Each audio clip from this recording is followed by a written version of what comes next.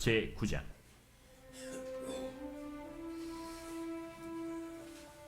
하나님이 노아와 그 아들들에게 복을 주시며 그들에게 이르시되 생육하고 번성하여 땅에 충만하라. 땅의 모든 짐승과 공중의 모든 새와 땅에 기는 모든 것과 바다의 모든 물고기가 너희를 두려워하며 너희를 무서워하리니 이것들은 너희의 손에 붙였음이니라. 모든 산 동물은 너희의 먹을 것이 될지라. 채소같이 내가 이것을 다 너희에게 주노라. 그러나 고기를 그 생명되는 피째 먹지 말 것이니라. 내가 반드시 너희의 피 곧 너희의 생명의 피를 찾으리니 짐승이면 그 짐승에게서 사람이나 사람의 형제면은 그에게서 그의 생명을 찾으리라. 다른 사람의 피를 흘리면 그 사람의 피도 흘릴 것이니 이는 하나님이 자기 형상대로 사람을 지으셨음이니라. 너희는 생육하고 번성하며 땅에 가득하여 그 중에서 번성하라. 하나님이 노아와 그와 함께한 아들들에게 말씀하여 이르시되 내가 내 언약을 너희와 너희 후손과 너희와 함께한 모든 생물 곧 너희와 함께한 새와 가축과 땅의 모든 생물에게 세우리니 방주에서 나온 모든 것 곧 땅의 모든 짐승에게니라. 내가 너희와 언약을 세우리니 다시는 모든 생물을 홍수로 멸하지 아니할 것이라. 땅을 멸할 홍수가 다시 있지 아니하리라. 내가 나와 너희와 및 너희와 함께하는 모든 생물 사이에 대대로 영원히 세우는 언약의 증거는 이것이니라. 내가 내 무지개를 구름 속에 두었나니 이것이 나와 세상 사이의 언약의 증거니라.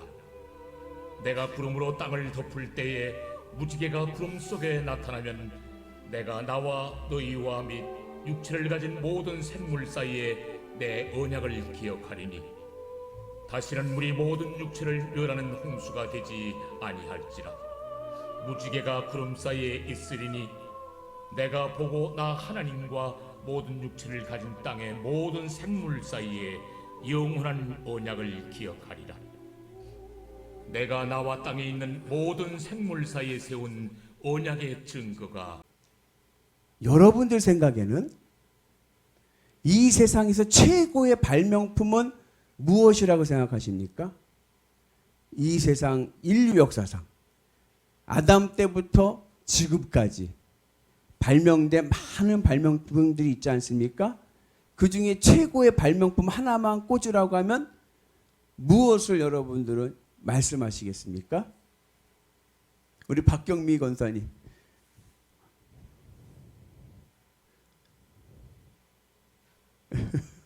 제일 열심히 말씀을 들으셔서.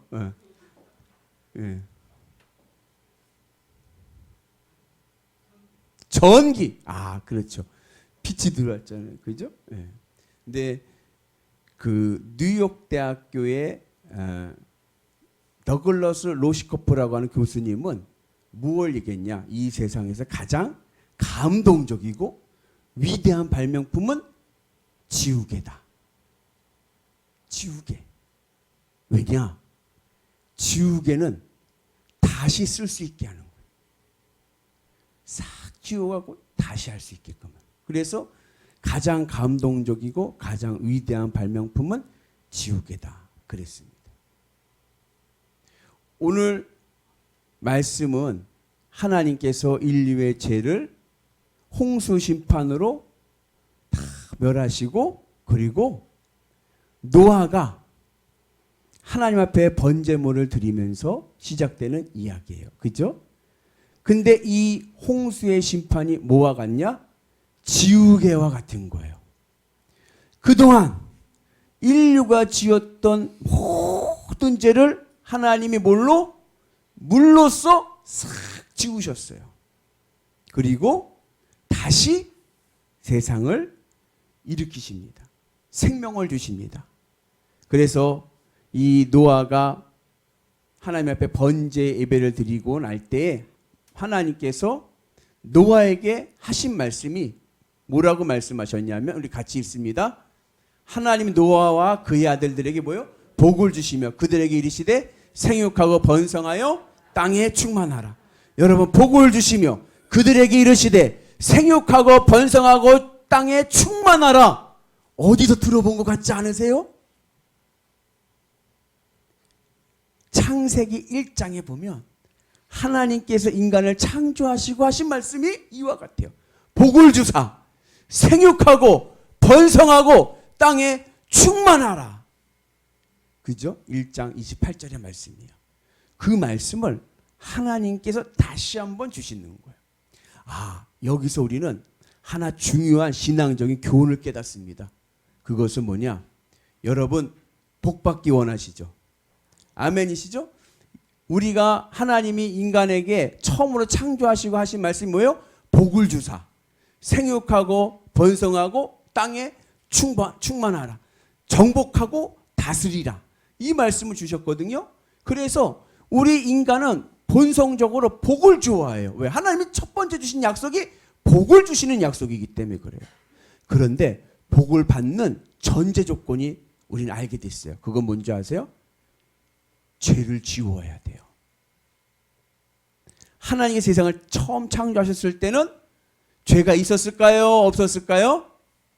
그땐 죄가 없었죠. 그죠? 죄는 언제 나타났습니까? 선악과 사건으로 나타난 거예요. 그러니까 선악과 사건 이전에는 죄가 없던 상태예요. 그러니까 하나님께서 인간에게 뭘 주세요? 복을 주사.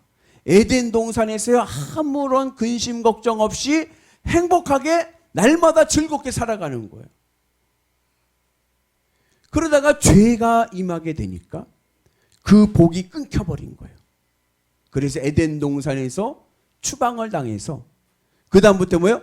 종신토록 수고하여야 먹고 사는 존재가 됐어요.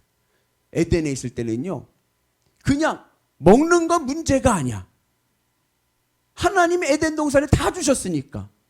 그리고 내가 해야 될 일은 뭐냐면 하나님과 동행하면서 하나님으로 기뻐하면서 그냥 에덴 동산을 가꾸면서 살아가는 거예요. 근데 이제는 내가 종신토록 수고하지 않으면 먹고 살 수 없는 존재가 됐어요. 예전에는 에덴 동산을 경작하는 것도 노동이지 않습니까? 에덴 동산을 경작할 때 그 노동은 기쁨이에요. 하나님께 영광이 되고 하나님을 위한 것이었어요. 근데 이제는요 먹고 살기 위해서 일을 해야 되는 거예요. 그러면서 인생이 어떻게 돼요? 피곤하고 고달파진 거예요. 그게 죄의 결과입니다. 근데 오늘 우리는 다시 복을 받을 수 있는 지혜를 하나 깨닫게 되었어요. 그것은 뭐예요? 죄를 지워야 돼요. 하나님께서 홍수로 죄를 지우시고 노아와 그의 가족에게 창세기 1장 인간 처음 창조하셨을 때 아담에게 주셨던 축복의 약속을 주십니다. 그래서 우리 모두 올 한해 복을 많이 받기를 축복합니다. 어떻게 복을 받을 수 있습니까? 죄를 지워야 돼요. 내가 지은 죄를 지워야 돼요. 무엇으로 지울까요? 무엇으로 지울까요? 예전에는요 물로 지웠어요. 그죠? 홍수로 지웠잖아요. 하나님은 홍수 심판으로 지우셨어요. 그 이후에 하나님께서 약속하신 것이 뭐예요? 이제는 더 이상 물로 심판하지 않겠다. 그러면 이제 우리의 죄는 무엇으로 지울 수가 있을까요? 여기는 바로 하나님의 새로운 사죄의 은혜가 있는데 그것은 피예요. 우리 같이 말씀 있습니다. 시작. 그러나 고기를 그 생명되는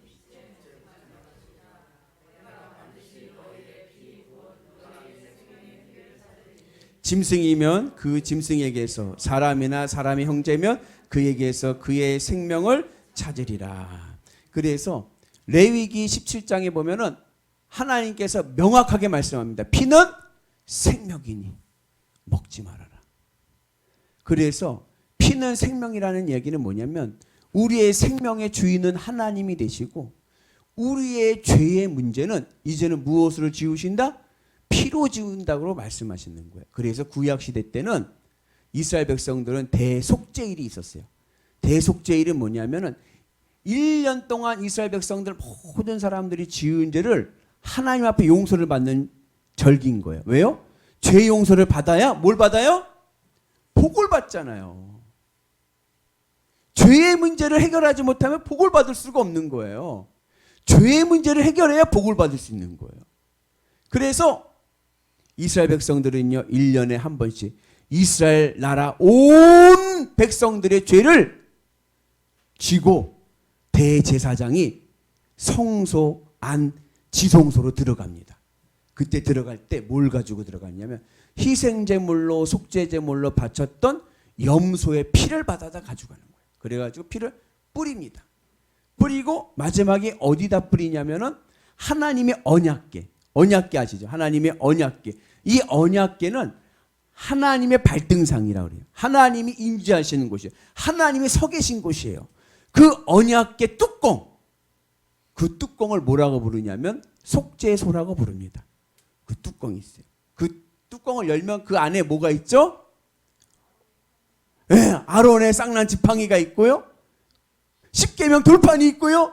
그리고 만나를 담았던 항아리가 있어요. 그 뚜껑을 열면은 그 뚜껑 위에다가 염소의 그 속죄 희생제사의 피를 뿌리는 거예요. 그래서 그 피로 그 뚜껑을 덮어버리는 거예요. 그러면 그 피가 이스라엘 백성들의 죄를 용서하신다. 그렇게 언약으로 믿은 거예요. 그래서 그 언약궤의 뚜껑을 속죄소라고 부르는 겁니다. 그런데 짐승의 피는 여러분 우리도 피도 그렇잖아요. 피를 뿌렸어요. 시간이 지나면 어떻게 되죠? 굳죠. 말라서 굳어요. 좀 더 시간을 주면 어떻게 돼요? 뚜룩뚜룩 떨어져요. 그죠? 그래서 이 짐승의 구약시대 때 드렸던 희생제사의 피의 속죄의 유효기간이 1년인 거예요. 매년 예배를 드려서 매년 그 속죄소에다 죄를 용서 안 받고 피를 뿌렸어요.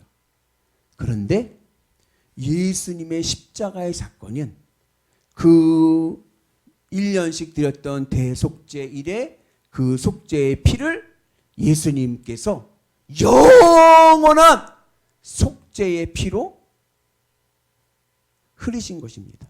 그래서 우리가 우리의 죄를 용서받기 위해서는 예수님의 십자가의 은혜가 오늘 우리 가운데 있어야 될 줄로 믿습니다.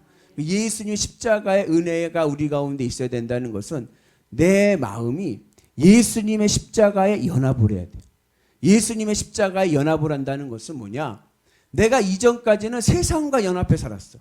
물질과 연합하고 자녀와 연합하고 세상 것에 마음이 연합해서 그것으로 기쁘고 만족하며 살아갔습니다. 그런데 이제는 내가 예수님과 연합이 돼가지고 내 기쁨의 이유가 예수 그리스도. 예수님으로 기쁘고 예수님으로 행복하고 예수님으로 만족하며 살아가게 되면요, 예수님의 십자가의 보혈이요 내 죄를요 다 덮어주시는 거예요. 그러면 우리는 뭘 받는다? 복 받는다. 할렐루야. 여러분 그 은혜가 있기를 축복합니다. 그래서 회개가 중요한 거예요. 오늘 이 시간에 여러분들 마음에 무겁게 하는 죄의 문제가 있습니까? 오늘 예수님 앞에 고백을 하셔서 내 죄의 용서함을 받고 사죄의 확신. 예수님이 용서하신 죄는 더 이상 나에게 죄값이 없는 거예요. 여러분 그 은혜가 오늘 우리 가운데 있기를 축복합니다. 제가 전에도 한번 이야기한 재미난 이야기인데 그 실화입니다. 그 순복음교회에서 있었던 이야기예요. 순복음교회 어느 이제 여의도 순복음교회는 아니고 그냥 순복음교회예요. 네. 근데 어느 그 순복음교회에 있는 어느 여 집사님이 예언의 은사를 받은 거예요. 그래가지고 예언의 은사를 하는데 기도를 해주면은 예언을 해주면 그 예언이 딱 맞는 거예요. 성경에서 말씀하는 예언은 미리 예자가 아닙니다. 점치는 게 아니라 하나님의 말씀을 전해주는 거예요. 맡길 예자입니다. 그래가지고 그 하나님의 뜻을 가르쳐주는 건데 그게 성격이 과거의 내용일 수도 있고 미래의 내용일 수도 있고 그 다양한 거 아닙니까? 근데 예언 기도를 해주면 그 예언이 딱딱딱 맞는 거예요. 그러니까 어떻게 됐을까요? 교인들이 그 집사님한테 가서 기도받으러 가는 거예요. 그 집사님한테 가서 집사님 나도 좀 기도해 주세요. 나도 좀 기도해 주세요. 막 그런 거예요. 그 집사님이 막 기도해 주면 예언을 막 하는 거예요. 그게 누구한테 귀에 들어갔을까요? 담임 목사님한테. 그 담임 목사님이 그 집사님을 목양실로 불렀어요. 그래가지고 집사님 앉으시고 그 다음에 목사님 얘기하는 거예요. 집사님, 제가 몇 날, 몇 월, 며칠, 몇 시에 어디에서 죄를 하나 졌는데 무슨 죄를 졌는지 맞춰보세요. 그런 거예요. 그러니까 이 집사님이, 목사님이 말씀하시니까 순종하는 마음으로 기도하기 시작한 거야. 두 손을 붙잡고 눈을 감고 기도합니다. 하나님, 우리 목사님이 몇 날, 몇 월, 며칠, 몇 시 어디에서 죄를 졌다고 하는데 무슨 죄를 졌는지 알려주옵소서 하면서 간절히 기도하는 거야. 한 10분, 20분 정도 기도한 것 같대요. 한참을 기도하더니 눈을 뜨고 이 집사님이 하시는 말씀이, 목사님이 몇 월, 며칠, 몇 시에 지으신 죄가 예수님의 십자가의 보혈로 덮여서 보이지가 않아요. 그때 그 목사님이 할렐루야! 집사님은 정말 예언의 은사를 받으셨군요. 주님의 십자가의 보혈이 내 죄를 덮으면요, 아무도 그거 물을 줄 아무도 없는 거예요. 우리가 천국을 갈 수 있는 이유는 내가 죄를 안 져서가 아닙니다. 예수님의 십자가의 보혈이 내 죄를 덮으셨기 때문에 내가 천국에 들어가는 거예요. 그 은혜가 오늘 우리 가운데 있기를 주님의 이름으로 축복합니다. 그래서 사죄의 확신을 가지고 늘 주님의 십자가의 연합함을 통하여서 주님으로 기쁘고 만족하며 나가면 내 죄는 누가 덮으셨다? 주님이 다 덮어주신 거예요. 그렇기 때문에 남은 인생은 뭐예요? 하나님의 복의 은혜가 있는 인생이 될 줄로 믿습니다. 할렐루야! 그 은혜로 우리가 날마다 승리하는 거룩한 백성 되시기를 주님의 이름으로 축복합니다. 그래서 그 천부여 의지 없어서 손들고 옵니다라는 찬양 있지 않습니까? 천부여 의지 없어서 손들고 옵니다. 왜 손들고 옵니까? 하나님 앞에 항복하는 거예요. 항복. 예전에는 내 세상 것 붙잡고 살았어요. 근데 이제 그건 놓고 주님 붙잡고 살겠다는 거예요. 그게 바로 회개입니다. 그래서 내 마음의 방향성을 돌려서 내가 주님으로 기뻐하고 행복하고 그리고 감사하며 살아갈 때 내 모든 죄 주님께서 용서하시고, 물론 우리가 회개 기도를 통해 내 입술로 고백도 하지만 고백하는 것보다 더 중요한 것은 뭐야? 내 마음의 방향성을 돌리는 거예요. 주님으로 기뻐하며 나갈 때 주님의 십자가의 은혜가 우리의 모든 죄를 덮으셔서 우리의 삶이 정결하게 되면 내가 구하지 않아도 하나님이요 복의 복을 더하여 주실 줄로 믿습니다. 그 솔로몬이 하나님 앞에 1,000번제를 드렸잖아요. 근데 1,000번제 드릴 때 하나님께서 물으실 때 내가 너에게 뭐 해줄까 물을 때 솔로몬이 말한 것은 뭐예요? 지혜 주세요. 듣는 마음 주세요. 저는 어리석습니다. 하나님의 말씀을 들을 수 있는 마음을 주세요. 라고 했더니 하나님께서 그것만 주신 것이 아니라 솔로몬이 미처 구하지 않았던 부귀영화와 장수와 원수멸하기의 복도 다 주신 줄로 믿습니다. 그래서 내가 복받아야지 하고 복받기 위해서 복받아야지 막 그리고 죄의 문제를 해결하지 않고 복받는 데만 열심을 다하면 어떻게 되느냐? 환난과 연단이 옵니다. 여러분, 복은 거룩한, 하나님이 주신 복은 거룩한데 그 복을 담을 그릇이 있어야 돼요. 그죠? 근데 그 그릇이 회개하지 않고 그냥 죄로 그냥 시꺼매. 그러면 밥그릇에 밥을 풀려고 하는데 밥그릇이 시꺼매. 그럼 어떻게 해요? 설거지해. 닦아야죠. 우리가 하나님께 복 주세요. 그러니까 하나님, 그래 내 복을 주겠다고 복을 딱 풀려고 했더니 아이고 너무 더럽구나. 좀 닦자. 그리고 닦으면 어떻게 돼요? 환난과 연단이 와서 누구처럼 된다? 야곱처럼 인생이 피곤한 인생이 되는 거예요. 야곱이 결국엔 믿음으로 야복강까지 가서 야복강 하나님 만나고 그리고 절름발이가 되어서 다시 이스라엘이 되었지만 그 과정까지 올 때에 야곱의 인생은 정말로 피곤한 인생이었습니다. 그러나 요셉의 인생은 어땠습니까? 요셉도 환난과 고통이 있었지만 그는요 하나님의 인도하심 속에서 형통한 길을 가게 되는 거예요. 그래서 우리가 주님의 은혜 안에서 이 죄의 문제를 해결하자. 아멘. 죄의 문제를 해결하는 것은 내 마음을 주님으로 기쁘고 만족하며 살아가는 거예요. 오늘 이 기도할 때 하나님 여러분 부르짖으십시오. 하나님 이제는 내가 주님으로 기뻐하며 살게 하여 주옵소서. 그러면 하나님께서 내 인생에 복의 복을 더하여 주실 줄로 믿습니다. 죄의 문제가 해결되어야 복 받는다. 굉장히 중요한 지혜입니다. 죄의 문제를 해결하지 않고 복만 구하면 뭐가 온다? 환난과 연단이 온다. 죄의 문제를 주의 십자가 은혜로 회복하셔서 하나님의 은혜 안에서 복의 복을 받는 위대한 성도들 되시기를 주님의 이름으로 축복합니다.